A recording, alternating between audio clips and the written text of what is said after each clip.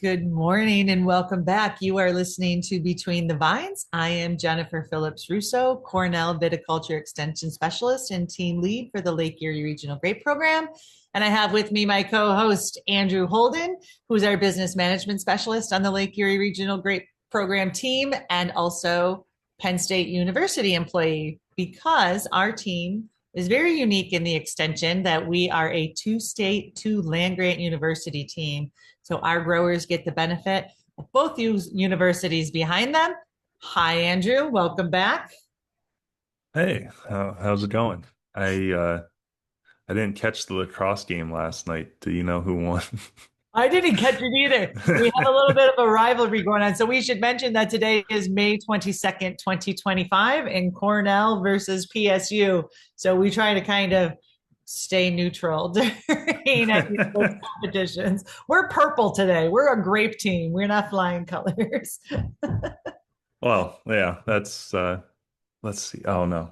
Yeah, are you looking it up right I, now? I was trying to. Boy, we are shameful to our respective Yeah. university. Well, welcome back, Uh, everybody. It has been, at least in the Eastern United States and our cool climate region, a very cool and damp week for us. So it's been difficult for our growers to get out there and get necessary sprays on for disease and pest management. We have approximately, at least at our research station at the Cornell Lake Erie Research and Extension Laboratory in Portland, New York, our shoot growth on average for our Concord industry is 10 to 12 inches is where we are at with our primaries. And Dr. Terry Bates, based off of the lake growing degree days, gives a prediction every year on when bloom will be occurring. And this is, mind you, only a prediction, but he predicts this year based off of that data that it will be June 10th. So that's coming up soon, and people need to yeah. prepare. By this time, you should have had your early spray on for phomopsis and black rot, and people are getting ready to prepare for that pre-bloom, really, really important pre-bloom spray for all of the diseases. And then really, really important post-bloom spray for all of the diseases and insects. That's coming up, and the weather is just not playing nice with us. Yeah, it's raining right now. It It is raining right now. does do you think this week cold weather and rain will push that potential bud break back a little bit? I know that's been some conversations we've been having. So I'm not entirely sure. But not having the heat units or those growing degree days Yeah. should really slow things down. That, like, when we have that high heat, things are off to the races. But we have been averaging, I think our high was 62. So it's been Yeah. unseasonably cool. So I do anticipate seeing that growth slowing down, which could potentially push it. We have been so incredibly busy at our station. There's lots of great things happening, and the research that we're doing in our area is getting a lot of attention, which is fantastic. But along with that comes a lot of people wanting to see our station in our area. So we've spent a lot of time taking people around, and it's really good for our region because Yeah. getting that information out there and selling our story about what we do and how incredibly important our agriculture in the East is I'm so incredibly blessed to be a part of that. It does bring a lot of extra work, which takes us away from doing predictions on bud break and touch base with other people. So I apologize that don't have an update on that. But I know that Dr. Terry Bates is also equally as busy as I am right now, and he might be sticking to that until he goes back and looks at the data to see. That's a lot to do with the weather. So we did have an early bud break in Concords, and other early bud breaking cultivars like Chardonnay and Marquette and Edelweiss. They're all out there. Yep. And Monday we had our second threat of frost in this region. So unfortunately for cool climate vit and in this area, we've been hit with frost consecutive years. Last year, the worst that I've seen in a long time. We lost approximately 17,000 acres to frost in this region, which has a whole other set of implications that we'll get to after this part of our podcast. The one that we're pushing off to the end because neither one of us really want to talk about the ins and outs and nuances that pertain to that, but it is something that we absolutely need to discuss. Okay. Oh, look at that tidbit, hanging that carrot. For that. Yeah, it's But having that frost and the growth that we have out there, or that threat of frost, there were a lot of growers contacting me in the early hours of the morning, nervous. So I'm actually thankful that we have this microclimate study going on. We've talked about it briefly in the past, but as part of my research, we are looking at 15 different sites along the escarpment. For those of you listening who are not in our region, we are the Lake Erie region, or Lake Erie AVA, and also the Niagara Escarpment AVA. All of those border along two Great Lakes. We have Lake Ontario and we have Lake Erie.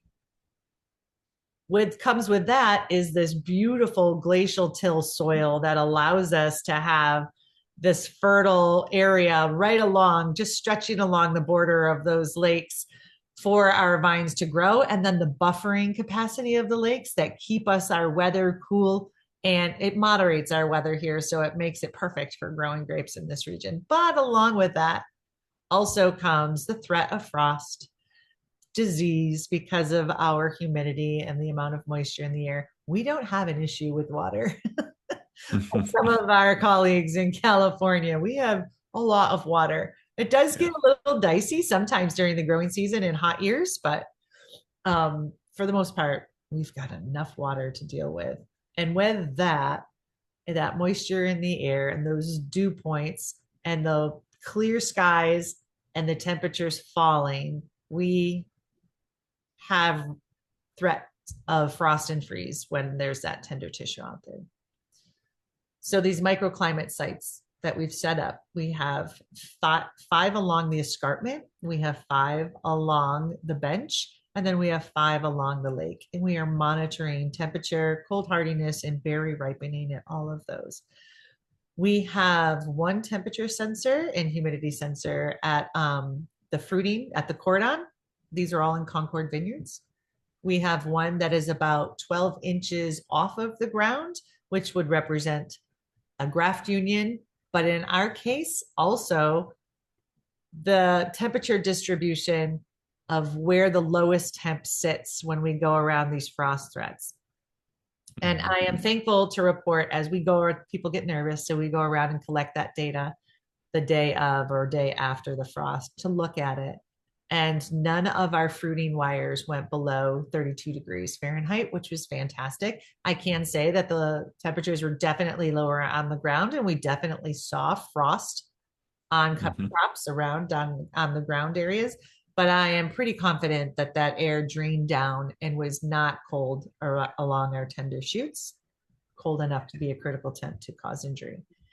I've not seen evidence of injury since that day on Monday. So if you have in your vineyards, please give us a call. Not only is that good for us to report to anybody for insurance purposes and mark weather stations around, but also maybe it's a place we're not monitoring and we should be. So if you would just reach out to me if that happened to you, and we can possibly get some sensors up in there to watch it a little more closely, that would be fantastic. Because when temperatures get on the cusp like that, so cold, there's probably definitely some spots, frost pockets and stuff that could have seen some damage, right? Absolutely. Yeah. And what that damage is going to look like is most of you are out there, but you're going to see browning and drooping in the shoots. And you should see that already because it happened on Monday. And the coldest time was around between 5:30 and 6:15 in the morning. So we've had a couple days, and those shoots should definitely be showing or exhibiting signs of damage.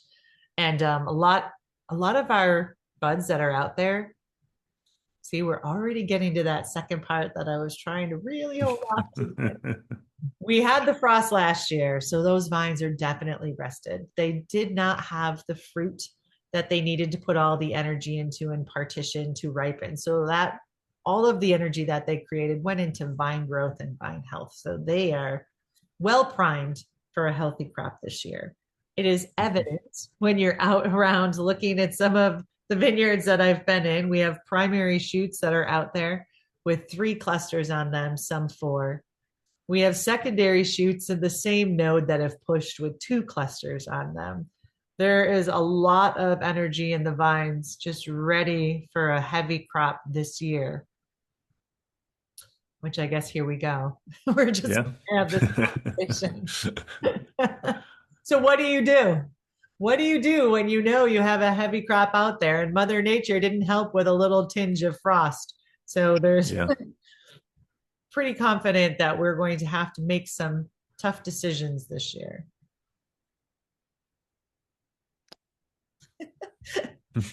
Yeah. Yeah. When we're already going into a time where supply is oversupplied, especially in the wine market, but all across the board, in the grape industry, we're seeing an oversupply on the market, and we're seeing that affecting price the last few years. It's seems like we're heading into kind of the perfect storm where we're going to be oversupplied in our crop for 2025. And we're already going into the year oversupplied. So uh, definitely, definitely something that we need to start considering, and management practices and marketing practices. Yeah, I would agree. It is, I see both sides of it. Viticulturally, I want growers to take some of that fruit off so the vine can be more balanced. I do know that Hmm. we've had a push in our region, and thanks so much to Dr. Terry Bates's research that he has done, that we can grow bigger vines here and we can have larger tonnage here. Um, I think it's a really good year to look at variable rate and maybe keeping your vines in balance. As I hope some of you are using some NDVI out there. That's a whole nother conversation. We've had podcasts in the past for the efficient Hmm. vineyard SCRI. I don't want to go down that, but for those of you listening who are not in our region, basically taking vegetative indices, imaging, that we can see how much growth is out there and then go out in variable rate to bring it into balance. So taking off more on some smaller vines so they can build themselves up and get into the whole weeds. What I really want to get at is you're going to have to make some decisions. I know as a grower last year, you probably didn't see high tonnage brought into the plant, which you gave a talk, Andrew, at our conference about what that means as a cash Yeah. flow moving forward. So that is a stinger. I get that. Yep. I've had growers tell me if we have a big crop out there this year, this is a way to make up for some of the shortfalls from last season. And I don't know. I don't know what the right answer is for them, business Yeah. industry wise, but I just want them to keep their vines healthy. I don't know. Have you heard things from growers as well?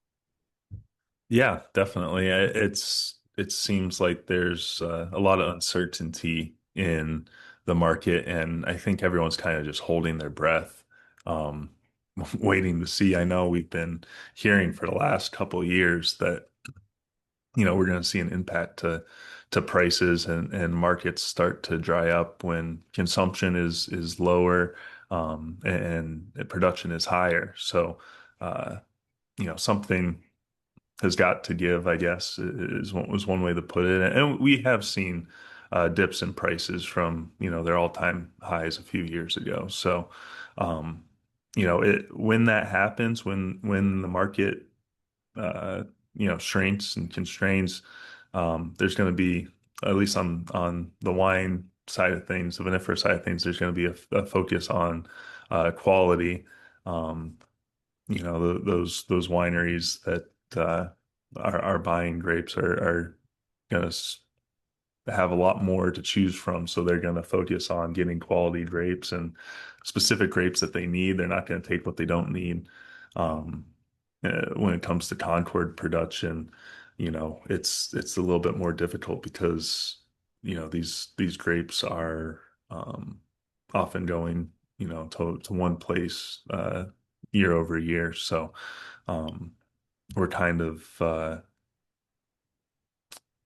dependent on what that price is and what that market is. So as an industry, we have a couple options. It's either try to get consumption higher and ease some of that surplus, or lower or control some of our production, and that's always a tough decision to be made because on the individual level, that's not something that um, on paper is profitable for your farm, but for our long-term sustainability, the industry is going to have to make those decisions and find ways to do that.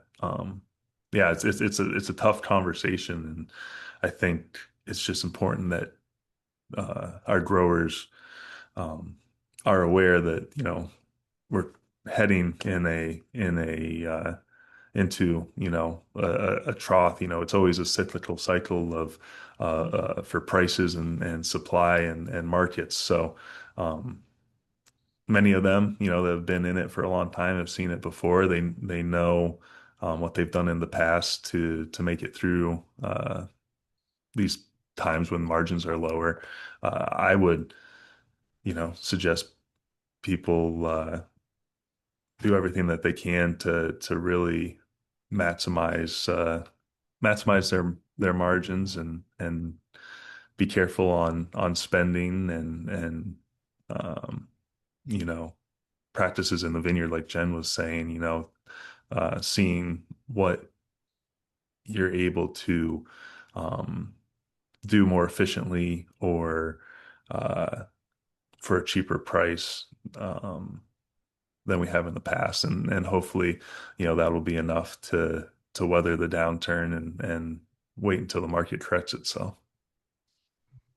That's really good advice. And I'm really glad you're here because we've had a lot of talks at our coffee pot meetings about you doing surveys to gather some of this data for management and put a cost analysis on it. Because Yeah, as you were talking, I was sitting there thinking all of this work that we're asking them to do to bring their vines into balance does cost money and time. yeah, So doing that work, and this is probably opening a can of worms, and I'm going to have half of the growers going, yeah, that, and the other half of the growers saying, not that. yeah, But I mean, it's going to cost money ultimately to do that work. Now, what that looks like in your operation is different from operation to operation. Maybe you are the sole person who's going to go out and do the crop thinning. So it's your time. And a lot of our growers don't get paid for their time, so to speak, right? Like if they don't really factor that in, they just factor it into getting their product to the processor. I hmm think it's really good that you're starting to take a look at that because it is going to be, you can either do it by pruning. There are three different ways that you can manage your canopy. You can do it by pruning. And unfortunately, in this area, we have to do as a risk management tool, leave up more buds because of the threat of frost, Mother Nature naturally thinning our crops. Then the second time you can do it is by shoot thinning, which is right around now, even almost getting past that point for us to be able to do that. And the third time is by fruit thinning, which is, I think, a majority of our belt does when we are very overcropped. There's another factor that plays into here that I know is weighing on growers' minds because they have called me, and that's the research that supports in our region. Having bloom 3 days earlier allows you to ripen an extra ton of Concord grapes in this region. So we have a big crop up there. We're predicted to have bloom early. It's all set up for our growers to say, yes, let's get that and fill our banks with the money by on the business side of things. That price is decreasing. So is it actually worth to put more in, or does it make more sense to bring that crop down and get that higher price consecutively year over year? I don't want to say higher, maybe a sustained price. yeah.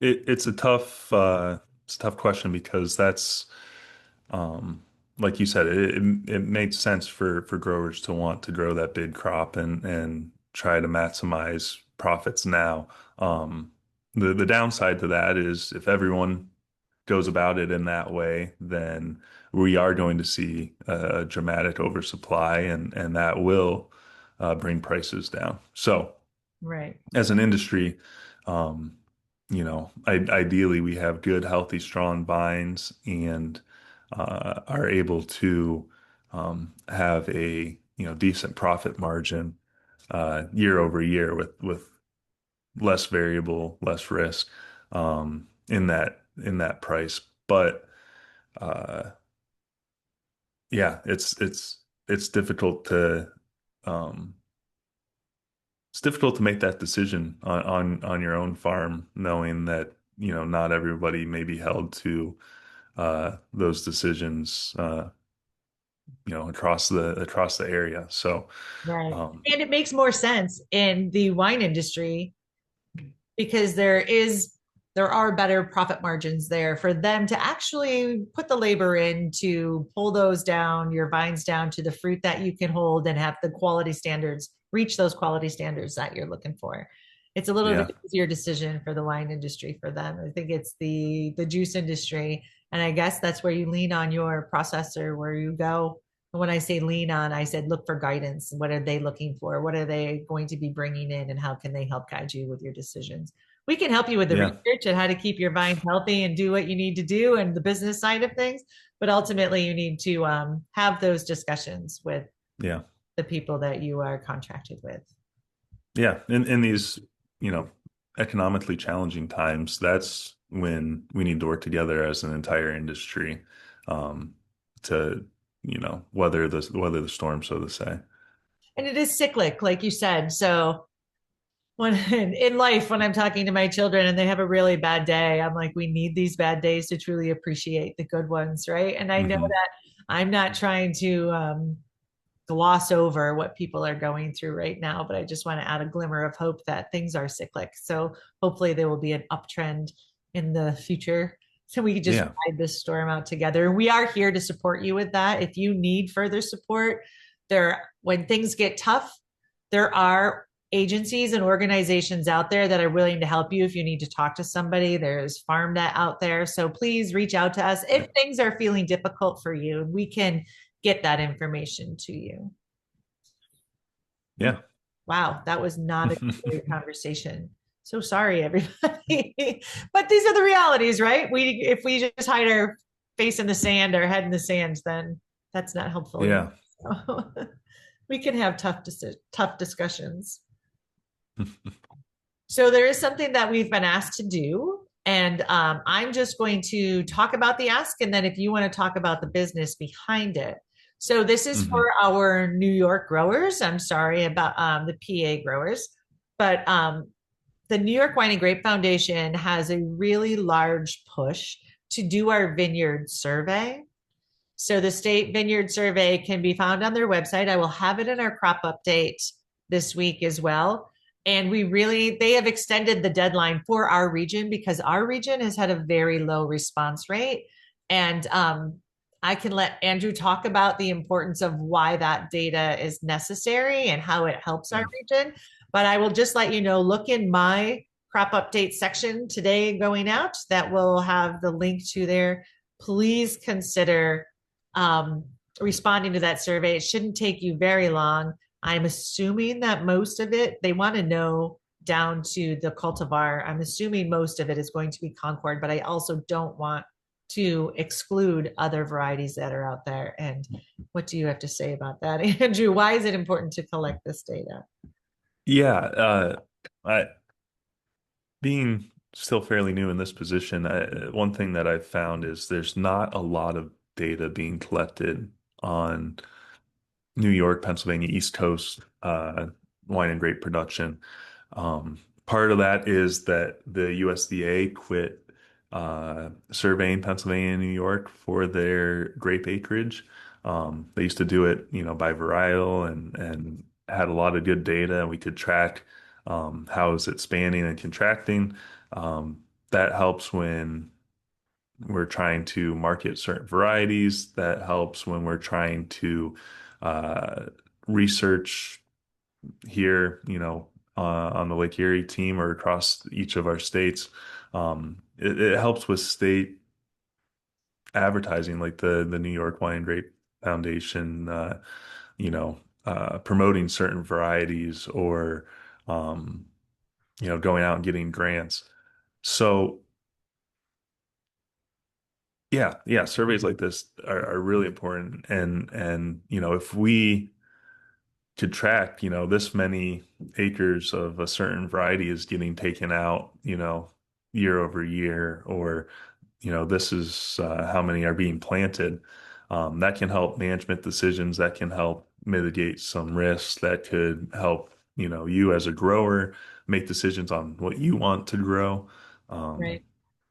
yeah, and it helps us get some representation, on the national scale too, where we always are proud to say, we're the biggest continuous growing region in Eastern United States. And um, having the numbers to back that up and the hard data is really important when we're going for grants or doing research or trying to advocate for our region, increase market share. Yeah.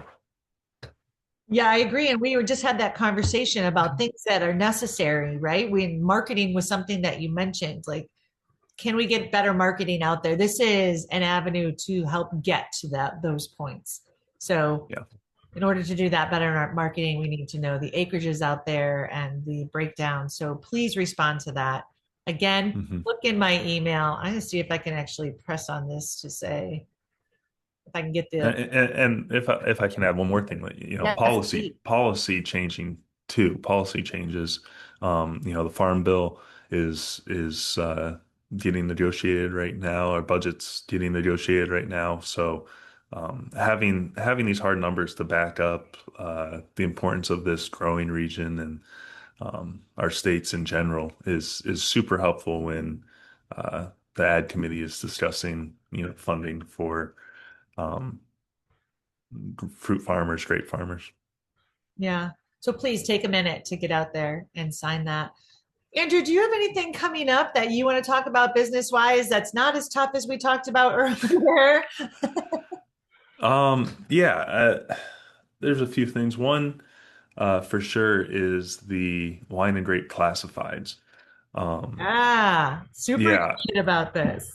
I want to give a plug for that. I've shared some in past crop updates, and I'm going to put it in the next couple crop updates, just a short blurb, so people can go check it out. But if you haven't heard of the New York wine and grape classifieds, it is a exactly what it sounds like. It's a classifieds website that is for the wine and grape industry, and you can really post just about everything on there that you're looking to sell or purchase. May Uh, I interrupt you just for 1 minute? yeah, yeah, I just want to talk that this has been around for a hmm couple of years, but it's been mostly located in the Finger Lakes region. And yeah, once Andrew joined our team, Andrew is our business management specialist, and we don't have many of them in grape teams in our area. So it would just say made sense that this was a really good connection for Andrew to learn more about our industry and for him to sort of take over. And in doing yeah, so, we want to expand it. And I even want to change the name to PA and New York Grape and Wine yeah. Classifieds, you know? Yeah. We're really trying to get people in the Lake Erie region to um, utilize it. I think it's a good resource for folks. Um, there's always people posting new advertisements on it for equipment, winemaking equipment, vineyard equipment, juice, grapes, uh, Positions positions, available. Yeah. positions, seller positions. If you have people that are looking for a job in the industry, or if you're looking to hire somebody, uh, there's harvesters there that custom work. There's all kinds of ads being posted on there. If you're looking for something very specific, you could put a searching for ad out there in search of. But the Yeah, the website is FGL Classifieds, FLG, excuse me, FLG Classifieds dot cc dot cornell dot edu. I will have that in our crop update this week for everybody to take a look at. But if you just search New York wine and grape classifieds on Google, you should be able to find it fairly easily. I manage it. If you want to make an account, it does take a little bit. Uh, I have to verify your account. So anyone that's on that website is verified and we have somebody check and make sure that they're, a real person. So there's really little spam. There's really, uh, a small amount of that on the website. And But I think it's a good resource. It's maybe not as entertaining as Facebook Marketplace, but you can go down a rabbit hole in there. Somehow yeah. I'll end up with a pinball machine. Yeah, exactly. Exactly. So, I encourage you to use all the outlets available. And if you want to post on Facebook Marketplace and post on the classifieds, that might up your chances of somebody seeing it. Or if you're looking for something specific that's wine and grape related, like the classifieds is a good place to look because it's all that. And it's free. Yeah, It's it's free to free for our use. industry. Yeah. It's free to use, and if you have any questions on it, like Jen said, I've taken it over, so give me a call. Also, if you're listening to the podcast, I would say you have some computer literacy, but if you're not comfortable making an ad or making an account, give me a call, and I've posted advertisements for folks before that didn't want to or weren't able to or maybe didn't have a computer uh, to do that. So yeah, reach Yeah. out. We're I would excited. We're encourage that too, because when you come into our office for one specific question with Andrew, you end up asking all of the questions that were just dangling, and you spend a bit of time with us. You see myself, you'll see yeah. Dr. Carrie Bates. So I encourage you to come down, stop in, and visit us to get things done. Yeah. We're excited about the wine rate classifieds and I'm hoping more people around here start using it and it just continues to grow. And even if you don't have anything for sale, go check it out. I use it to stay on top of what current market rates are for different things, grapes, juice, equipment. And, you never know when you find a good deal on there. Somebody bought too much of something or, have extra grapes or what have you. So check it out. Where they upgraded and you were in need of, and it's a perfect Yeah. piece of equipment. So, Yep. all right. Well, thanks so much for sharing that information and doing that for our region. I think it really could be a unique tool, especially in this area where people are driving cross states anyways to deliver stuff like grapes to processors. And yeah, please access it. Go look. Can you give that website one more time, please? Yeah, it's flg.classifieds or flgclassifieds.cce.cornell.edu. Woo! We should probably make a landing site that takes you directly to that. That's easier to remember. Yeah, maybe we could put a button on our website, our Yeah. LERGP website. Yeah. Yeah, that's a good idea. Okay, we will actually look into that for you guys. See, trying to make things easier for you. So, if you have anything that you actually want to hear that's different from what we're talking about for our timely business, viticulture, and IPM, please reach out. There's a lot of research out there in our industry. If it's not here, it's somewhere else, and we can look to solve any of those questions that you may have. If we don't have them directly, we definitely have a network behind us to help get the answers that you need or at least guide you in the right direction. Please, if you're watching this on YouTube, leave a comment below and subscribe. And we look forward to coming to you in a couple of weeks. I'm interested to see what you're interested in learning about and look forward to working with you in the future. Thanks everyone for joining us today. Have a great week. Thanks, everyone.